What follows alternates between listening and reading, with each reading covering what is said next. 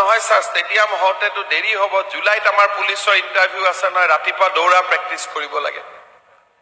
তাৰ মানে আপোনালোকে চিন্তা কৰক যে এতিয়া ডেকা লড়া ছোৱালী বেলে মুখ্যমন্ত্রীক নকয় আপুনি আমাক চাকরিটো দিয়ক, মাত্র কয় যে স্টেডিয়ামটো দৌড়ার সুবিধা করে দিয়ক যাতে আমি দৌড়ি চাকরি লব পাৰো, পঢ়া শুনা কৰি চাকৰি লব পাৰো। অলপ আগতে মই বেবেজিয়াত গৈছিলো, মানুহ এগৰাকী মোক আহি কলে স্যাৰ এবাৰ মোৰ লৰাই ACS পাইছে, কোনো মন্ত্ৰীৰ লগত সম্পৰ্ক নাই, আমি ৰাজনীতি কৰো। আজি আপোনালোকে দেখা পালে যে 1 লাখ চাকৰিৰ আমি ৯৪,০০০ চাকৰি আজি দি সমাপ্ত কৰিলো। চাকৰি দিয়া নহয়, এটা কোৰ্ট কেছু নহল, কোনো মানুহে কব নোৱাৰিলে যে কোনোবাই 2 টকাও ঘোষ লবৰ কাৰণে পাৰিছে। এক প্ৰকাৰ আজি আমাৰ ৰাজ্যখনত 1 লাখ চৰকাৰী চাকৰি হল আৰু ৩৫,০০০ চৰকাৰী চাকৰি হব, কোনেও কব নোৱাৰে যে ঘোষ দোষৰ কথা আছে বুলি। কেইদিনমান আগতে মই অসমৰ আৰু এখন চহৰ আৰু এখন নগৰলৈ গৈছিলো। সেই নগৰখনত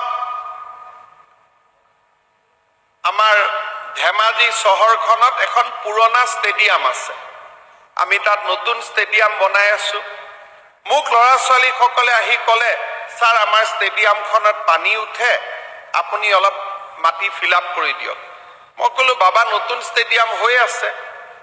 বোলে নহয় স্যার স্টেডিয়াম হওঁতে তো দেরি হব, জুলাইত আমার পুলিশের ইন্টারভিউ আছে নয়, ৰাতিপুৱা দৌড়া প্ৰ্যাকটিস কৰিব লাগে। তাৰ মানে আপোনালোকে চিন্তা কৰক যে এতিয়া ডেকা লড়া ছোৱালী বেলে মুখ্যমন্ত্রীক নকয় আপুনি আমাক চাকরিটো দিয়ক, মাত্র কয় যে স্টেডিয়ামটো দৌড়ার সুবিধা করে দিয়ক যাতে আমি দৌড়ি চাকরি লব পাৰো, পঢ়া শুনা কৰি চাকৰি লব পাৰো। অলপ আগতে মই বেবেজিয়াত গৈছিলো, মানুহ এগৰাকী মোক আহি কলে স্যাৰ এবাৰ মোৰ লৰাই ACS পাইছে, কোনো মন্ত্ৰীৰ লগত সম্পৰ্ক নাই, মুখ্যমন্ত্ৰীৰ লগত সম্পৰ্ক নাই, পঢ়া শুনাৰ পৰিৱেশ হৈছে লৰা ছোৱালী আজি নিজৰ ভৰিত নিজে থিয় হব শিকিছে।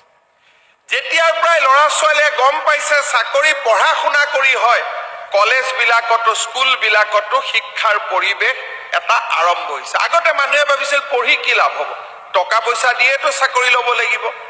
এতিয়া স্কুলত গৈছে, ACSৰ দৰে চাকৰি য'ত 2 কোটি 3 কোটি টকা ঘোষ লৈছিল, এতিয়া কাকো মিঠাই এটাও খুৱাব নালাগে। অসমখন কিমান পৰিৱৰ্তন হ'ল। যেতিয়া আমি অৰুণোদয় কল্পনা কৰিছিলো, মানুহে কৈছিল ইলেকশ্যন